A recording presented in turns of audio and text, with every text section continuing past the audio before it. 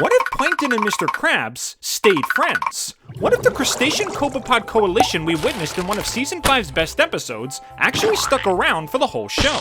If these two remained pals, what would become of their fast food passions? Would the most iconic cartoon sandwich to ever exist just never exist? Or would it come about in a different form? Would the lives of characters like SpongeBob, Squidward, Pearl, or Karen change for the worse, if at all? Well, with this micro mastermind getting his own film today with the Plankton movie, I figured it'd be fun to see what his life would be like if the tides were actually turned in his direction for once. Maybe things would look up if he actually had someone to confide in. Maybe if he had just one friend, he wouldn't be such a meanie. My name is Dr. Box, and I shall be your guide through this plane of existence in the Animation Multiverse. You want to sit in the big chair, little buddy? I've got a booster seat. Booster seat, hot dog.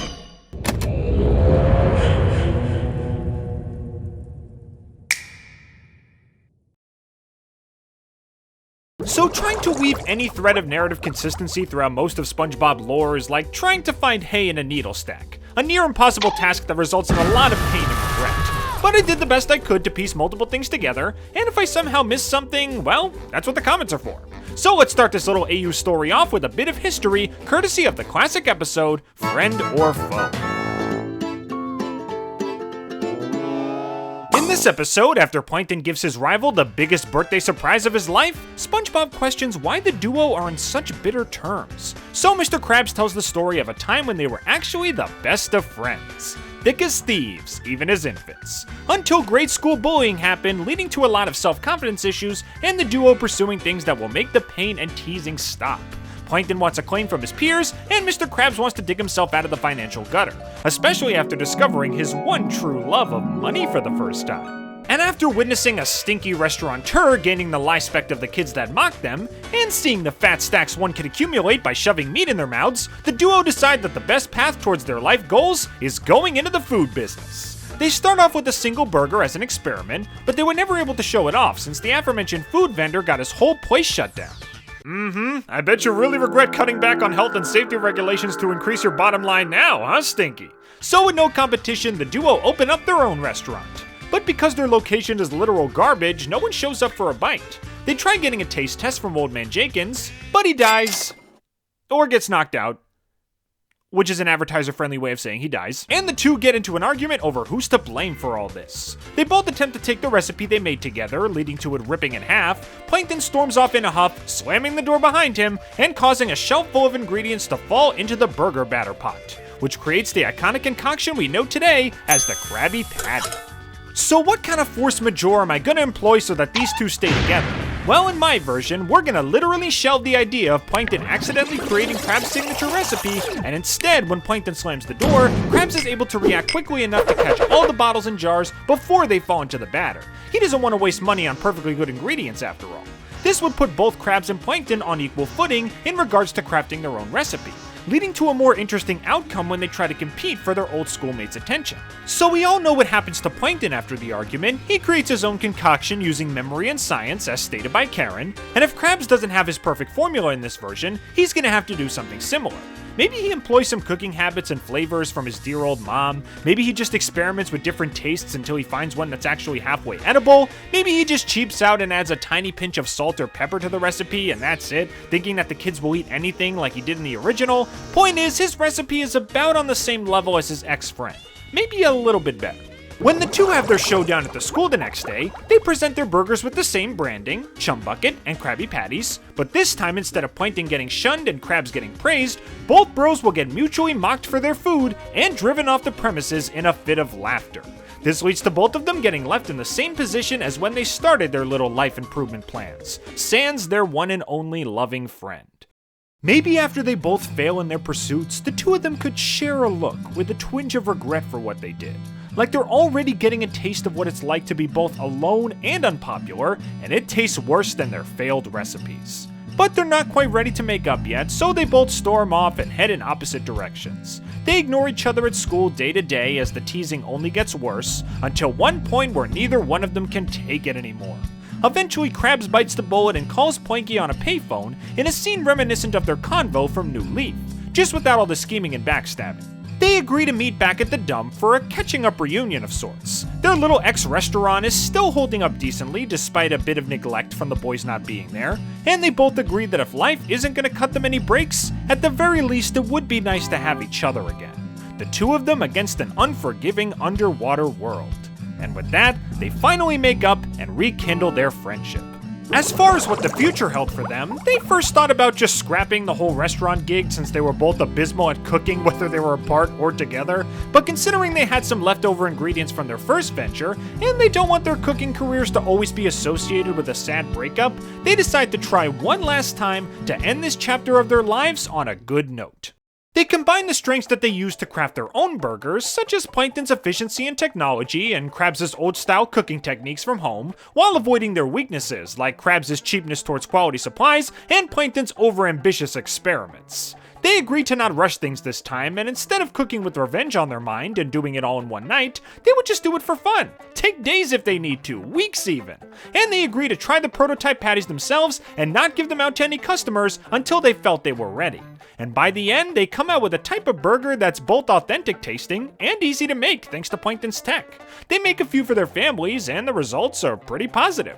All that was left to do was to sell them and try to turn a profit. At first they thought this would be impossible since anything with their names on it would be PR poison, not only from their embarrassment with the kids, but also due to them making front page news after knocking out an old man. So instead of a standalone restaurant, they decided to sell their burgers via a mail order food service, akin to Grubhub or DoorDash. Who lives in a pineapple under the sea? Completely anonymous, no fingerprints from either of them, just the customer, their order, and hopefully their payment. They even have the perfect means of shipping the food, as Plankton already has a security system he set up for the restaurant, complete with multiple camera-mounted drones.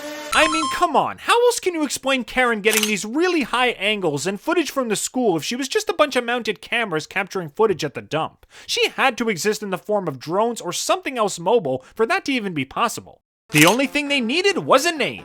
Plab Patties was obviously out of the question since they wanted to avoid using their actual names for anything.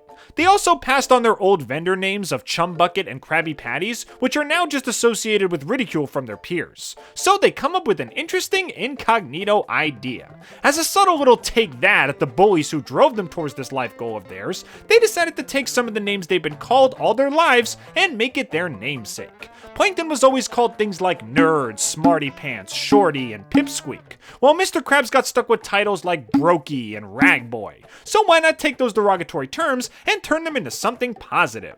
And thus we have the founding of Pippin Rag's Old School Burgers, with the old school not only meaning retro or classic, but also referring to the kids at their old school that motivated them to begin selling food in the first place. They start advertising all around town by means of flyers, posters, and whatever else they can afford. They set up a phone number people can call, maybe Plankton's home phone or something, since I doubt poor boy Krabs would have any kind of landline. People order their meals, the boys cook them up, and then Karen's drones are sent over to deliver the food while also having her cameras on alert to ensure that the customers pay what the boys are owed. They even have Karen give out free samples to wannabe customers, allowing her to record their reactions and then allowing them to take notes and improve the recipe later on. And all done completely anonymously without anyone ever knowing who made these unique patties. Heck, maybe when their reputations clear up and the Old Man Jay incident is just yesterday's news, they can reveal themselves as the masterminds behind Pippin Rags and be more public with accepting their hard-earned success. Honestly, the idea of Krabs, Plankton, and Karen going into business together would not only be really interesting, but if they start this venture when they're still young, it means they could have some cash set aside and be well renowned by the time they hit puberty. Krabs would have enough money to buy his mom a house and get out of his rags, and Plankton could have become someone that other sea dwellers could respect and look up to. Not literally, of course, unless he wants to invest in some platform shoes. Hope they come in a size -5. As for how all of this would affect their adult lives, I don't think everything would be different. Like, I could definitely see Krabs still joining the Navy because he wanted to support his country and or strive for a higher purpose in life, eventually leading to him serving during the ambiguous war mentioned in the Krusty Krab training video. They never go into detail about this conflict, but I like to imagine it was a war on piracy, similar to the real-life war on pirates which took place in the 1700s, as we see both pirates and naval officers in deep conflict during episodes like Pull Up a Barrel. This means that Eugene would still go through his naval training and later pirate phase before eventually realizing that it wasn't exactly very lucrative or fulfilling. This would also explain the deep depression that Krabs ends up in once the war ends, as he played a part for both sides only to wind up a miserable failure no matter what he did, leading to both post-war trauma and shattered self-esteem. Meanwhile, young Sheldon would be attending college at the time, while he and Karen manage Pip and Rags on the side, though on a much smaller scale, only doing deliveries on specified dates. He would consider joining the Navy alongside Krabs, but quickly realized that someone of his stature wouldn't be of much use on a ship. Unless he wanted to use his gadgets, but he'd probably get slapped with several war crimes. When Krabs eventually does return, I imagine Plankton would play a pivotal role in helping him out of his seemingly endless downer phase. He would be there to support him in his most vulnerable time, and the two could catch up day by day, telling humorous anecdotes of their time apart. Plankton could even mention that he majored in tank driving in college. So if the war ever comes to the shores, you know who to call.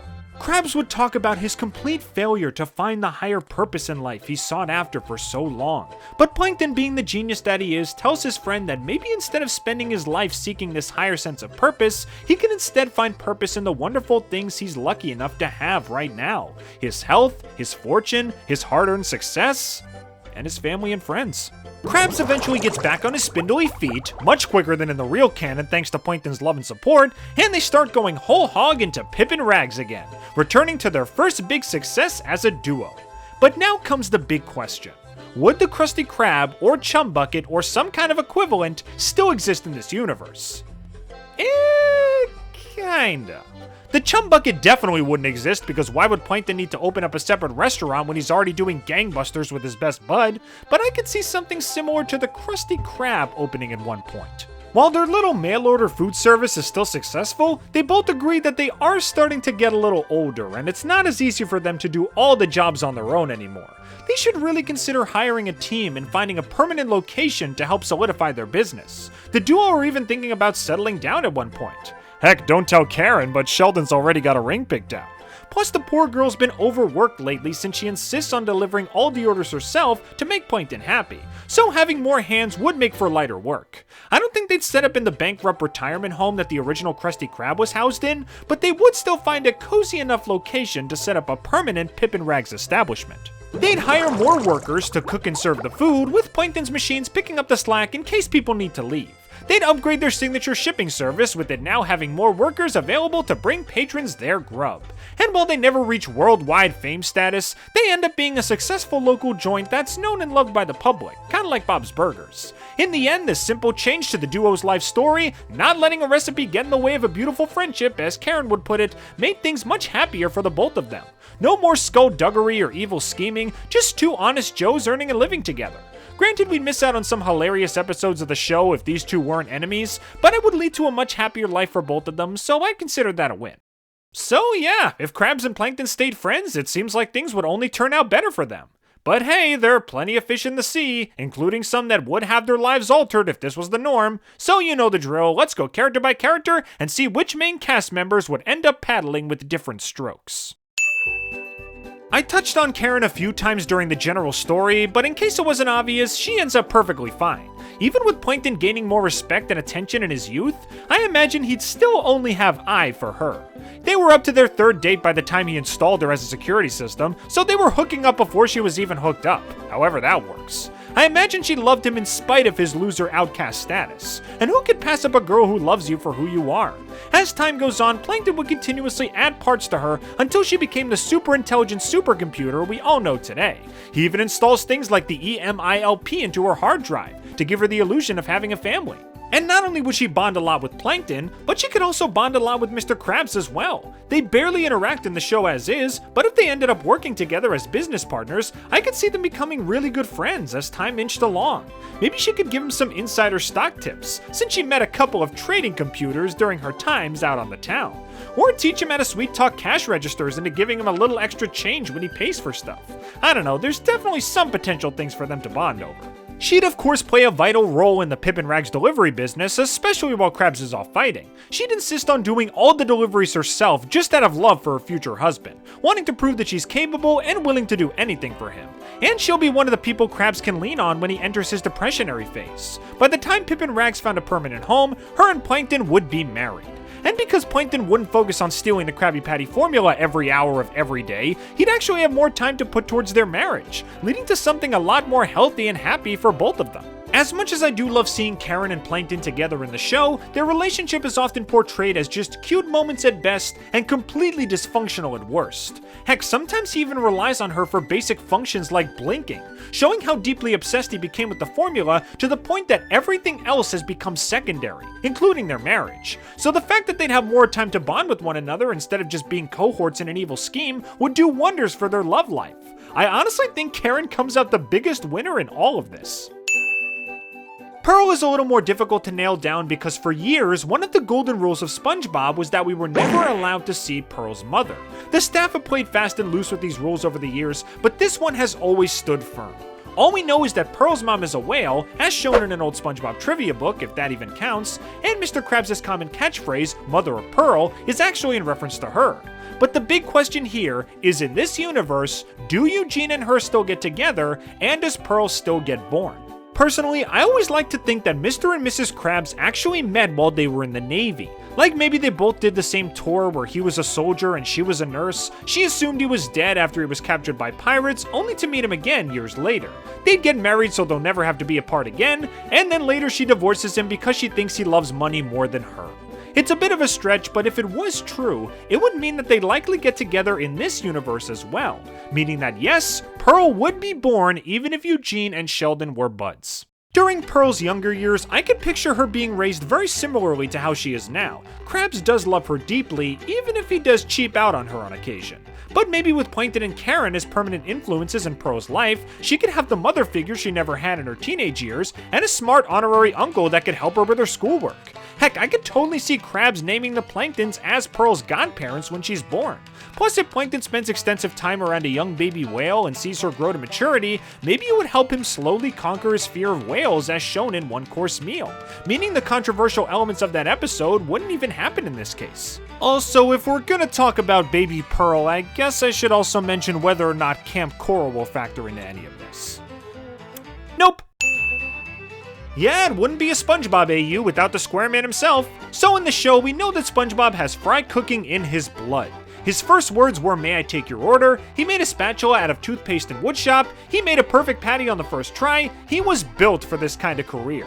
But with the Krusty Krab being non-existent, would Mr. Krabs and him ever spark their famous boss-employee dynamic, or would they have just never met?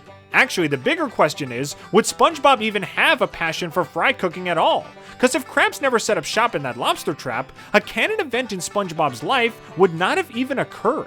As we see in Truth or Square, SpongeBob had his first Krabby Patty before he was even born, which was apparently so good that he remembers it now even into adulthood. I feel like this is a pivotal moment that made him into the wannabe chef he is today, wishing to recreate that flavor and turn it into part of his livelihood. But without the Krusty Krab, he never would have had this meal, meaning his life could have gone in a completely different direction. Maybe he could have been an artist, or a musician, or a professional jellyfisher. Maybe he would have followed one of his other passions of being a TV star as seen in episodes like As Seen on TV and Model Sponge. Yeah, imagine that. SpongeBob on TV. I'd give it 3 seasons max. If you want to make the argument that this moment wouldn't change his entire life, I guess it would be possible for him to develop his love of cooking from other places. And even if the Krusty Krab didn't exist, he could have easily heard about Pip and Rags through word of mouth if it did end up being successful. Then he could have Mr. Krabs and Plankton as his bosses. Or if he never catches ear of the place, maybe he opens up his own restaurant like he did in Patty Hype. He'd have to come up with his own recipe since the pretty patty is just a recolored Krabby Patty and those don't exist anymore, but I imagine he could create something himself. He made amazing snail food in SpongeBob You're Fired, as well as other unique creations like hot dog sliders and pizza burgers, which customers apparently loved, so he's no stranger to flavor experimentation. Honestly, could you imagine these two having SpongeBob as a permanent competitor? Bro might even become stinky levels of rich one day now that he's not on Krabs' payroll. Though he has been proven to turn into a snob when he gets rich, so maybe that's not such a good idea. This is a pretty easy one. If the Krusty Krab wasn't around, Squidward would just need to find a new temp job until his clarinet career takes off. Heck, maybe if he took up more of those music commission jobs like the composition he wrote in Suction Cup Symphony, his career might get started even faster. He's a genuinely good artist when he's not making every single piece about himself. And in the meantime, he could be a cashier at the bargain mart maybe? It's a thankless job for the most part, but it'll pay the bills and he won't have to worry about a skinflint boss or an annoying coworker. I just hope the daily grind doesn't wear him down to nothing. I've known that feeling before. He'd have to find someplace else to eat. Yeah, Patrick isn't exactly super affiliated with the Krusty Krab, so he'd just have to find other places nearby to satiate his hunger. Nothing super dramatic, but I imagine some burger and pizza joints are about to run out of stock pretty quickly. Well, we know these two have been dating behind the scenes for years now, if the new seasons are anything to go by, but their first meeting occurred at the Krusty Krab in Krusty Love, so it's possible they might not even become acquainted with each other in this timeline. I guess Mr. Krabs is gonna have to go fishing elsewhere for a partner. The only major event I can see happening differently when it comes to Sandy was what occurred in Texas, where she was about to leave Bikini Bottom for good, and then the little slice of Texas party at the Krusty Krab made her want to stay. You could think no Krusty Krab means no party, and therefore Sandy goes back home and never returns, but even with that, I could see the party still happening, just somewhere else. Maybe SpongeBob would even host it at his own house if he's really strapped for options. Again, another character that I doubt would be super affected if Krabs and Plankton were in different spots in life.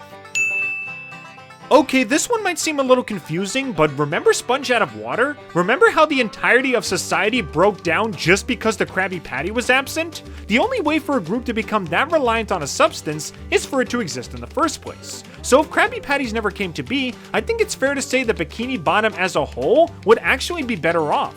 Honestly, any city would be an unstable mess if a freaking burger was the cultural cornerstone keeping everything afloat. And the more I think about it, the Krabby Patty may have been more of a detriment to fish kind than a blessing. Sorry, Mr. K, I hope you don't sue me for slander. Or using too much toilet paper. Well, didn't expect things to go in this direction. Seems like most characters' lives would either be better or unaffected if Plankton never closed the door on his partnership with Eugene. Though I guess we're better off with what we have, since an idealized SpongeBob universe wouldn't make for a very funny cartoon. Oh well, time to see if the Plankton movie will mess up this little timeline video of mine. But until I tackle that, what do you guys think? Would you want to see a SpongeBob universe where there was no Chum and only chums? What kind of multiversal plane should we explore next? Leave your thoughts and suggestions in the comments below. Thanks for tuning in, everybody, and I hope to see you all real soon.